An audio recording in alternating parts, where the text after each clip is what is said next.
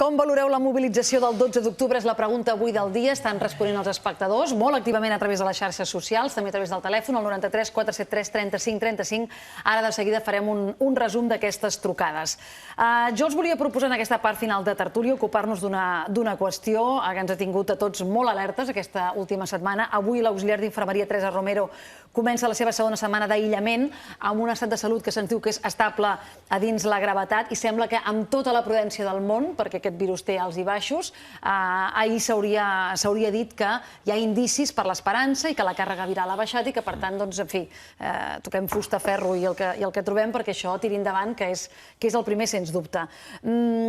Tot i així, hi ha una qüestió, fora de la qüestió estrictament mèdica, que potser s'ha fet una mica més evident aquestes últimes hores quan s'ha detectat efectivament un segon cas de contagi fora de l'Àfrica, en aquest cas als Estats Units, a Dallas, i s'ha posat sobre la taula quina gestió política se'n fa d'aquesta qüestió. I s'han posat, i alguns diaris i algunes televisions estan fent una mica el joc de les diferències entre com ha actuat l'administració nord-americana davant d'aquests casos i com ha actuat fins fa 2 dies, podríem dir, l'administració espanyola, perquè finalment el divendres va haver-hi una comissió per entendre'ns, de crisi, presidida per la mateixa Soraya Sáenz de Santamaría. Ja hi ha un portaveu que és un científic que és qui dona la informació, però és cert que la setmana passada vam assistir a una certa confusió i caos a l'hora d'informar sobre com evolucionava.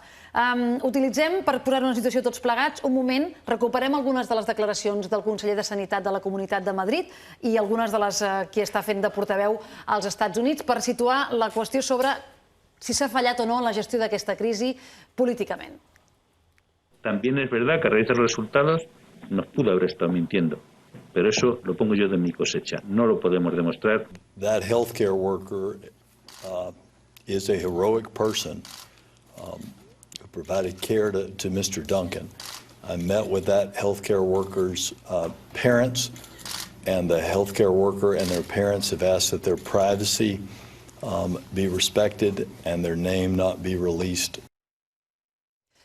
Són només dues declaracions, és a dir, no vull simplificar aquesta qüestió, però només aquest detall, que el nom no es fa públic, diguéssim que ens posa en situacions molt diferents. Però no compare vostè, ja no diré els protocols de seguretat davant d'una malaltia o una epidèmia, sinó els protocols de diplomàcia política, per dir-ho així, són incomparables. No, perquè els protocols en principi són els mateixos, per tothom, o haurien de ser-ho. No, bueno, els mèdics. No, els mèdics sí, però... Home, uns mínims segurs, que marca l'Organització Mundial de la Salut. Sí, però tu els fas teus en una part més gran, o fins i tot vas més enllà o no, almenys faltava més, però vaja, el que vull dir és que, primera, queda clar, i si algú diu una altra cosa és una demagògia insuportable, que això pot passar-li a qualsevol.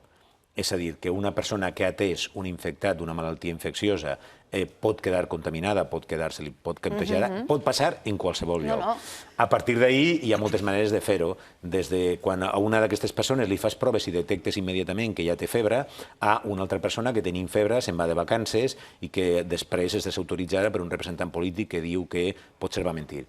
La diferència entre els dos casos queda clarament exposada quan es veu que a Espanya, el govern espanyol, ha desautoritzat la seva ministra de Sanitat i ha constituït un gabinet de crisi en la qual aquesta ministra ja no té pes i sí que és la vicepresidenta del govern la que pren les decisions i aleshores sembla que les coses van millor. És a dir, no ho diu la gent, no ho diuen els diaris que fan d'oposició, sinó ho diu la mateixa pràctica política. No ens ha anat bé, canviem l'ordre de les coses i aquesta persona que fins ara, i a veure, per dir-ho així, les peticions de dimissió de la ministra no les ha fetes només el PSOE o la premsa més pròxima al PSOE, van vingut de tot arreu. També deien, per exemple, igual que el president Rajoy va dir ahir a Madrid durant la recepció oficial del Dia de la Hispanitat, que no hi havia ningú a Catalunya que manara, també se sentien en tots els roles que hi havia, se sentia també que l'administració que havia fet, la gestió que havia fet la ministra de Sanitat del cas era terrible. Això és així, i les coses són així, ja està. Sí, és a dir, val a dir que l'administració nord-americana ha dit que efectivament algú s'havia trencat el protocol, no ho ha amagat, això. El tema és que es diu en la frase següent, no? Això pot passar en les millors i en les pitjors... Però no només el protocol, és que hi ha una cosa tan elemental com un accident. I pot ser també a l'auxiliar d'infermeria d'aquí, de Carlos III de Madrid, va tindre un accident. És que és possible l'accident. El que no s'entén són les mesures posteriors. Tu, una vegada hi ha hagut una gent que la tens controlada perquè ha tingut contacte amb la malaltia, com els deixes que vagin fent fins que un cas ja no és un cas de que li han trobat unes dècimes de febre o febre ja, fins que el cas ha petat perquè aquesta senyora ja l'ha covat del tot. Desgraciadament... Perdoneu un moment, jo crec que hi ha tres... No són ben bé dos nivells només, jo crec que n'hi ha tres. És a dir, no és només es produeix una infecció determinada i després com es comunica, com es gestiona i tot això. Crec que n'hi ha tres. Un és la facilitat o el risc enorme d'infecció a qualsevol lloc, com s'ha vist també als Estats Units. Aquesta és una visió del tema sobre el qual, personalment, com sembla que molts de nosaltres, no tenim res a dir. No sabem res de medicina ni de la història de l'Ebola, res. Segon, si s'havien complert o no els protocols mèdics adequadament. S'havia donat al personal... Aquest sí que és un tema de debat que ens escau més, diguem, o que és més procedent. S'havien complert o no els protocols de formació del personal, d'adopció de mesures, de preparació dels llocs on es tracta aquesta mena de malalts. Aquest ja és un debat interessant. I el tercer nivell és l'actuació política, la comunicació, el conseller de Sanitat de Madrid, la senyora ministra. Són tres plans diferents. Sobre el primer, insisteixo, crec que no em veig amb cor de dir res. Sobre el tercer en podríem parlar. Sobre el tercer en podríem parlar molt, perquè fa tota la impressió que la formació que es va donar amb els sanitaris a Madrid no és l'adequada, fa la impressió. Això almenys ho diuen. I en tercer lloc, gaire, aquí ja no fa la impressió, en tercer lloc crec que ha sigut nefasta la política de comunicació del govern i l'actitud tant del conseller com de la ministra. Una altra cosa, i en aquest cas a favor del senyor Rajoy, és que ha tingut més cintura que en altres temes, i en aquest cas ha reaccionat, ha rectificat i ara comunica millor. És a dir, en aquest cas, diguem-ho tot, perquè com que acostumem a ser crítics amb el senyor Rajoy per altres temes, en aquest ha tingut més cintura i ha rectificat. Jo crec que hem de distingir els tres nivells. Potser perquè coneixia les limitacions de la seva ministra, també, eh? Potser sí, que ja té història, aquesta ministra, ho recordeu perfectament. Potser és que aquí s'han donat dues coses que juntes són molt explosives, no? Políticament, sempre, parlant d'allò polític. D'una banda, una percepció de que el risc no era tan gran com era, potser, diguem, no s'ha estat prou atent al dictat mèdic i s'ha pensat que això era més dominable, i després una cosa que jo crec que sí que s'ha vist i que va ser bastant letal, que és convertir el retorn dels religiosos en un acte d'estat d'una manera bastant frívola i d'una manera propagandística, perquè recordem que quan hi ha la primera roda de premsa de la responsable del Ministeri per sota del ministre que intervé quan arriben el primer religiós, fa una venda d'allò com dir, mireu, estem fent una cosa molt important, hi ha altres països d'Europa que ens han preguntat, home, jo crec que aquí el govern, tot ell, va pecar segurament d'un excés de triomfalisme que ara s'ha tornat un bumerang. Però deixeu-me afegir encara una altra cosa que a mi em preocupa i que suposo que l'Esperança no estarà d'acord, però que ho abona l'historial de moltes crisis que el PP ha gestionat. Sovint el PP, quan governa, tendeix a diferir la responsabilitat a l'últim graó de la cadena. És a dir, que hi ha hagut un problema en un hospital, és la infermera que s'ha equivocat, que resulta que hi ha un gran accident ferroviari a Galícia, era el conductor, i els responsables, diguem, de les infraestructures no tenen res a dir. Que, per exemple, i això li va passar al senyor Rajoy en la seva vida anterior política, hi ha un problema amb un vaixell que fa un gran vessament de petroli, el capità va ser el gran culpable de tot això. Que hi ha un accident al metro de València, cas, diguem, també molt dramàtic, la culpa era el factor humà. És a dir, hi ha com un patró, i és lamentable que sigui així, perquè és un partit molt important a Espanya, el PP, hi ha un patró que al final la responsabilitat política queda nebulosa, diferida, la culpa sempre era del que passava per allà i endollava un cable. Home, siguem una mica seriosos, no? Esperança i Saúl. Jo crec que hi ha més de 3 nivells. Jo crec que n'hi ha 4. Jo crec que n'hi ha un més, no? És veritat que hi ha una gestió política del que ha suposat un contagi, però crec que hi ha diferències no només amb els responsables polítics, sinó també amb els responsables sanitaris i fins i tot amb la pròpia afectada. La diferència entre Estats Units i Espanya és que la pròpia afectada aquí no és mala fe, és que ni tan sols va ser conscient de que havia patit aquesta errada, perquè, de fet, no ho va dir fins passat dies. Ja estava ingressada, ja estava en febre, quan va caure, escolta, sí, em vaig treure el guant i em vaig tocar la cara. Hi ha moltes diferències, però també s'ha de dir una cosa. Hem passat d'una societat excessivament conformista amb una societat que fa crítica i foc i llenya de l'arbre caigut amb només 2 hores.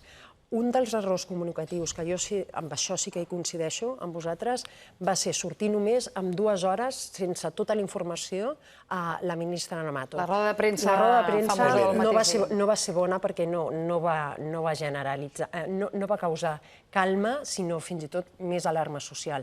Però dit això, s'ha de dir que a les 2 hores ja tothom demanava la dimissió de la ministra i encara no se sabia res.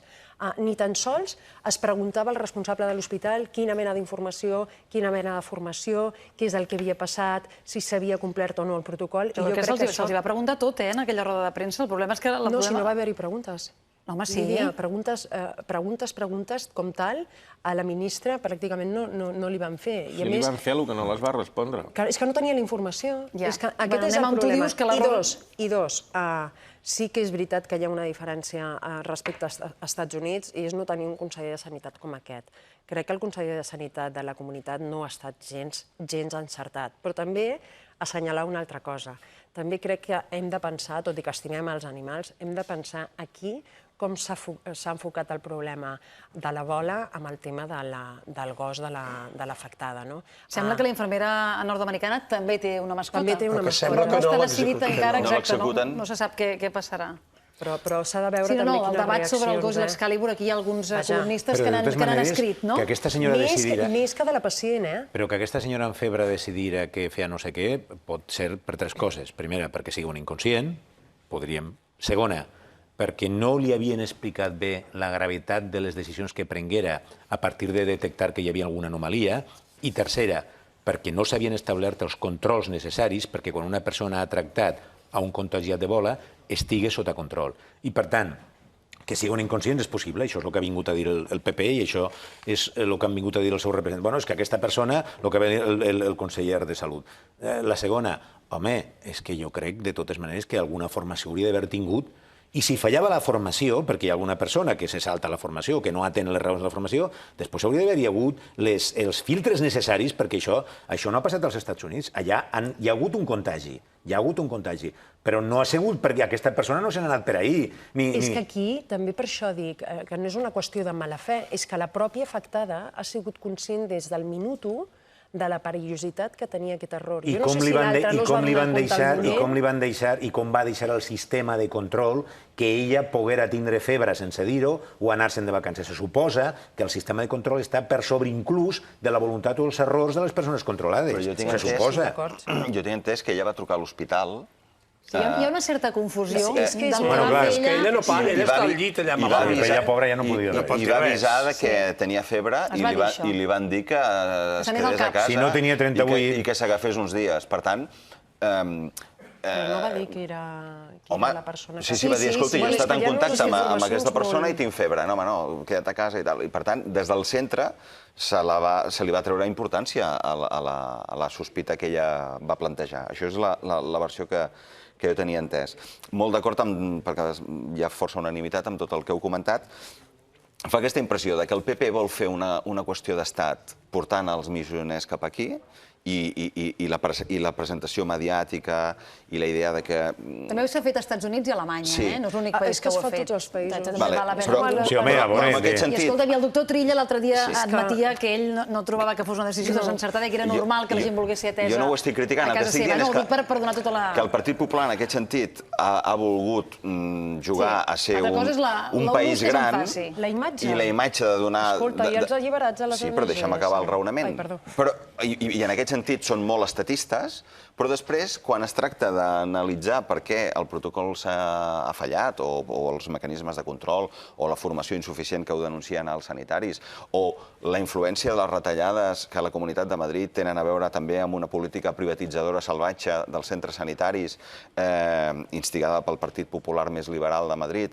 És a dir, quan arribem a aquell nivell, llavors no. Llavors, tota la culpabilització en les comunicacions, en els mitjans, és en aquesta dona que no es pot defensar. Llavors, home, si ets molt de sector públic per una banda, no li carreguis, no siguis liberal a l'hora de repartir les culpes. En tot cas, avui a la 1 emplacem els espectadors que no es perdin aquesta comunicació que farem amb Brussel·les, amb el portaveu de la Comissió de Salut, perquè van venir representants de la Unió Europea també a mirar-ho i van donar algunes directrius, per tant estarà bé saber què ens expliquen. Fem recull d'opinions dels espectadors que han trucat per respondre a la pregunta del dia. Ens tornem a situar a la jornada del 12 d'octubre. Per exemple, l'Antònia de Mataró valora que el més important d'ahir no és la gent que hi va anar, sinó la que no hi va anar. L'Antònia pensa que la diferència és abismal amb el dia de la V baixa. La Josefina de Collbató es pregunta com poden expressar la seva opinió els que van anar ahir a la plaça Catalunya i ella mateixa respon votant. Diu que deixin votar pels que diguin que sí i pels que diguin que no. Al Francesc de Barcelona li sembla legítim que es manifesti la gent, però opina que és ridícul dir que la gent que hi va anar són la representació de la majoria silenciosa. Sobre la mobilització del 12 d'octubre, el Jaume de la Seu d'Urgell diu: em sembla molt bé que sortissin ahir els que no volen la independència, però votem per saber exactament quina és la majoria. Afegim aquestes opinions, la de la Rosa, que ens truca des de l'Hospitalet de Llobregat. Rosa, bon dia, bona hora, i vostè dirà. Hola, bon dia. Digui. Bueno, doncs jo soc catalana i espanyola, i sempre he parlat català i castellà. Molt bé. No independència i sí intel·ligència. Perquè què ens prometen els independents? No toquen aquest tema. Només l'estelada i la bandera. I de la crisi no en parlen mai, i els dependents no se n'enteren que Espanya encara ajuda. Però bueno, no se n'enteren, diuen tot el contrari. Vostè i Rosa entenc que va anar a la plaça Catalunya. Sí, perquè jo em fa por d'anar a aquests puestos per el que pugui passar. Però ja com que està la cosa tan liada, dic, bueno, anem-hi. A veure si fem una mica de suport. Vostè hi havia anat mai? Hi havia participat mai? No, mai. No per això, perquè em fa una mica de por, però no vaig ser valenta.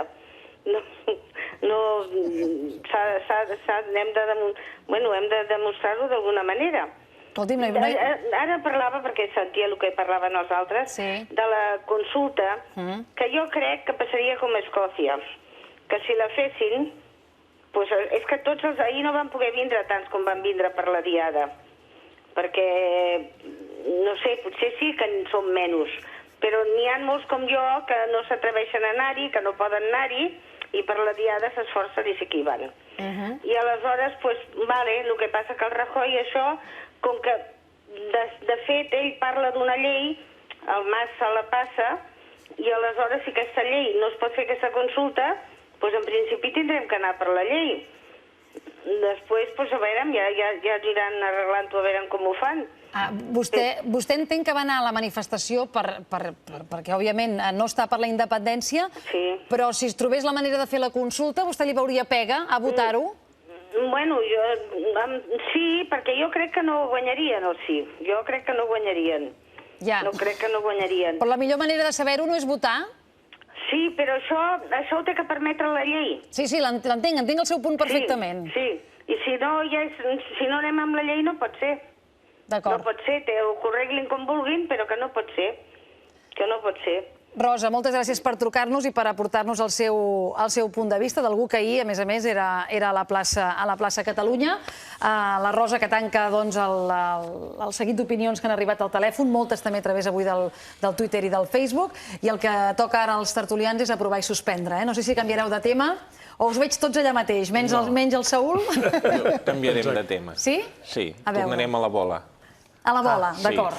Jo, malgrat que heu fet un elogi de la cintura del senyor Rajoy, el suspenc perquè ahir va fer unes declaracions off the record amb la premsa en la que va relativitzar la manca de resposta primera del seu govern davant de l'Ebola perquè va dir que era una malaltia massa nova, poc tractada a Occident, es va intentar, jo crec, donar excuses de mal pagador. I també el suspenc perquè penso que quan la ministra Mato ja va donar mostres de la seva incompetència sent de vacances davant d'un tema tan important, probablement ell hauria d'haver fet valdre l'autoritat que ara ha fet valdre abans. Per tant, el suspenc perquè finalment un govern té un cap visible i, utilitzant aquella pregunta, qui mana a Catalunya, qui mana a Espanya? Doncs, qui mana a Espanya que mani aviat, no mani tard. Vicent. Jo sé que canvia de tema també. Suspenc el ministre de Defensa, Pedro Morenes, perquè, tot i que sóc un ferm partidari de la cabra de la Legión, que és un animalet que sempre em crida molt l'atenció, m'agrada, he dubtat fins i tot d'aprovar-lo, jo crec que en situacions com les que vivim, i ara el senyor Gordillo comentava que és veritat que s'han fet unes grans restriccions en salut pública, hi ha coses que no tenen cap sentit. Jo hauria trobat molt més honest fa 2 o 3 anys dir, escolta, aquesta desfiliada, que en definitiva és un flor patriòtica, d'aquells que es queixen contínuament del nacionalisme dels altres, doncs queda suspesa, no esta nova ordre, sinó queda suspesa fins que realment l'Estat consideri que es pot gastar 800.000 o 1 milió d'euros en una exhibició semblant. Quan les coses estan com estan, algú pot dir, això és demagògia, perquè ha d'haver diners per a tot. D'acord, però estan com estan les coses, les exhibicions, només les exhibicions perquè sí, doncs potser haurien d'esperar que el temps permetera que es pogueren fer sense ferir tant els pressupostos públics. Esperança. Encarna't, anava a dir ara. Esperança. Ui, Encarna, que mona. Encara li ho havien dit mai, això d'Encarna. Canvio el nom a tothom, eh? No, algun dia també. Mira, hem coincidit. Un dia li vaig dir també Encarna. Esperança. Punt positiu a la societat civil catalana. Jo crec que aquesta trucada resumeix bastant el que hem dit només, o com a mínim que he dit jo, només començar el programa. La pèrdua de por i la naturalitat de sentir-se català i espanyol alhora i fer-ne una exhibició, entre cometes, pública. Jo crec que és bo que la gent reaccioni i que al final sigui només una anècdota. Al final decidim entre tots i decidim com ha de ser dintre d'unes normes convivencials. Dic una coseta molt breu, no em renyis. Fotografia. Aquesta és la fotografia, Diari de Girona, d'alliberament dels membres d'una ONG. Era Metges Sense Fronteres. Quan s'expatria algú, que ho està passant malament a l'estranger, sigui un segrestat per terrorisme, sigui un malalt, sempre hi ha una posada en escena. Això no vol dir que el partit o el govern que ho faci en vulgui treure profit. Antoni. Jo suspenc la delegada del govern, la senyora Llanos de Luna, perquè no m'ha dit les xifres dels manifestants d'ahir. A veure, primer voldria fer una consideració sobre els delegats del govern molt breu. El delegat del govern, tradicionalment, tenia com a funció política essencial buscar l'harmonia dels governs, el que representa ell amb el govern del territori en el qual es troba.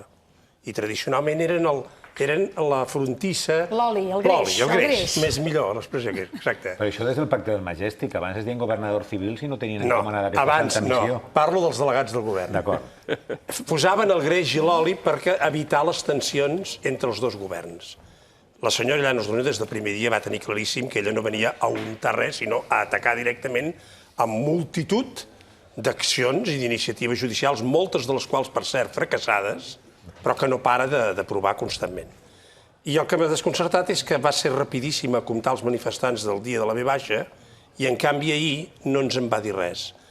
Trobo a faltar les xifres de la delegació del govern, perquè potser hauria dit, en lloc de 38.000, no hauria dit moltes més encara, i potser allò que ara ha fet malament la feina, vull dir. És a dir, l'any passat va dir 105.000. Ha quedat instal·lat 38.000 i si ens hagués ajudat ella potser hauria pogut dir mig milió o hauria pogut dir 1 milió, el que li hagués semblat. No, jo crec que periodísticament potser hauríem d'esbrinar, és a dir, quin és el criteri per donar xifres o no donar-les. Perquè a vegades les dona i a vegades no. Ho trobo, perdoneu, ja veieu que és evident que parlo amb ironia, ho trobo francament sospitós. I precisament amb això dels delegats del govern, una de les figures que feia molt, com a mínim l'anterior delegat del govern de l'Estat a Catalunya, era fer d'enllaç dels ajuntaments, molts dels quals tenen dificultats per tenir interlocució directa amb els ministeris i amb l'Estat, per ajudar-los a trobar subvencions, ajuts, inversions, etc. I l'actual delegada, en tot cas amb els ajuntaments, l'únic que fa és enviar-los cartes amb el tema de les banderes o amb el tema dels secretaris i dels interventors municipals que no col·laborin amb la consulta. Bé, jo volia provar, tot i que no és el meu tema, a Marc Márquez, per haver estat campió per segona vegada. Jo pensava que havies escollit també la delegada. No. Ja venia amb la idea d'aquest xicot que té 21 anyets, que ha guanyat 2 cops el campionat del món, i per el bon rotllo que transmet, l'alegria, l'energia, la fusivitat, diguéssim que... Guanya amb alegria, no? Felicitats pel títol. Sembla fàcil. Però també la manera com ho fa i les bones sensacions que transmet. Si podeu, no us perdeu la transcripció d'una conversa entre ell i la seva mare celebrant la victòria, perquè em sembla que sa mare és tan simpàtica i tan... Literalment li va dir baldufa, tingues coneixement. I el nen li diu a la seva mare, ja has vist que avui he tingut tot el coneixement que tu em deies. Bé, no sé què, m'ha fet molta gràcia perquè ja es veu de quina casa ve aquest noi. Exacte. Serem avui a Cervera també als matins per saber com es va viure al seu poble aquesta victòria. Gràcies un dia més per acompanyar-nos en aquest dilluns de tertúlia, en una setmana que, com ja portem dient unes quantes setmanes, sabem com comença però no com acaba. El divendres ho explicarem. Gràcies i bon dia. Que vagi molt bé. Són 2 els minuts que falten perquè siguin les 11. Helena, continuem endavant amb bona part del que ens explicaves abans. Sí, doncs ja està entrant al plató l'Anna Figuera. Bon dia, Anna, benvinguda de nou. Donarem un cop d'ull amb ella al calendari, repassarem la setmana que comença en què es compleixen els terminis per poder celebrar la consulta del 9N amb totes les garanties. De seguida ens expliques, Anna, tot el que saps, que habitualment són moltes coses, són molts missatges els que tu t'envies. Unes garanties, però tenint en compte sempre que tot està suspès. Per tant, els terminis també estan a l'aire. Estan a l'aire, molt bé. Doncs de seguida ho repassem. Abans d'acabar el programa també entrevistarem a Frederic Vincent, portaveu de Salut de la Comissió Europea, amb qui volem parlar de l'Ebola i de com s'ha de gestionar aquesta crisi generada pel primer cas de contagi a Europa. Després conversarem amb Gagandip Singh, que és portaveu de la comunitat Sikh de Catalunya, que integren unes 12.000 persones. Tot i això, són força desconeguts i fins i tot sovint els confonen amb integrants d'altres confessions religioses. Per això avui els volem conèixer millor, saber quins són els seus costums, les seves tradicions i també com viuen a casa nostra. I tu, Lluís Miquel Garcia, has tingut oportunitat d'acostar-te a aquesta religió, que és una gran desconeguda. Sí, la veritat és que tenen una estètica molt peculiar, molt particular, però que així tot, com deia l'Helena, moltes vegades fa que es confonguin, la barba. És una religió molt monoteista, és una religió que va néixer en una regió conflictiva com és el Panjab, a cavall entre Pakistan i l'Índia, i ho fem precisament quan la setmana passada li van donar el Premi Nobel de la Pau amb una noia, amb una jove pakistanesa musulmana i amb un activista hindú de religió hindú. Aleshores, pensem que és un bon moment per conèixer millor aquesta comunitat, com deies, ben present a Catalunya i prou desconeguda. Que és una religió, a més, molt integradora. Després ens ho explicaràs. I Jordi, avui tenim tertúlia esportiva perquè aquest cap de setmana no hi ha hagut Lliga. Sembla que aquesta setmana hem descansat, però ja tenim el segon títol consecutiu de MotoGP de Marc Márquez, la primera victòria de Mercedes al Mundial de Fórmula 1, la golejada de la selecció espanyola a Luxemburg. A més, serem a Cervera per parlar amb el Ramon Márquez, tiet i president del club de fans de Marc Márquez, que, evidentment, estan tots de celebració i li preparen un homenatge de cara al pròxim dia 15 de novembre. Exacte, fins que no acabi el Mundial, queden 3 curses, no se celebrarà a Cervera amb ell aquest títol. Un dissabte, el 15 de novembre, parlarem lògicament de la victòria del Marc Márquez i també, com dius, no hi ha hagut Lliga, però sí partits interessants de futbol, com per exemple un Brasil-Argentina, Neymar contra Messi, la victòria de la selecció espanyola o el retorn de Luis Suárez, que encara està sancionat, però com que era un amistós va poder jugar amb l'Uruguai. I que vam poder analitzar també el seu joc i després ho tornarem a fer en temps de tertúlia esportiva. S'acaba d'incorporar també al sofà en Joan Francesc Cànovas, que és professor de la Facultat de Comunicació de la Universitat Pompeu Fabra. Bon dia i benvingut. És especialista en comunicació en temps de crisi i analitzarem com s'ha gestionat la crisi de l'Ebola per part del govern espanyol i també per part del govern americà. De seguida ens hi posem. Recordem també que abans d'acabar el programa els oferirem una doble proposta gastronòmica. Per una banda descobrirem què és el cava submarí i per l'altra estrenarem cuina aquí als matins amb en Sergi de Maià. Ens farà una escudella de carbassa, ara que s'acosta Tots Sants, avui acompanyat de l'actor i director Toni Albà. Amb tots aquests continguts ens hi posem en 2 minuts. Fins ara.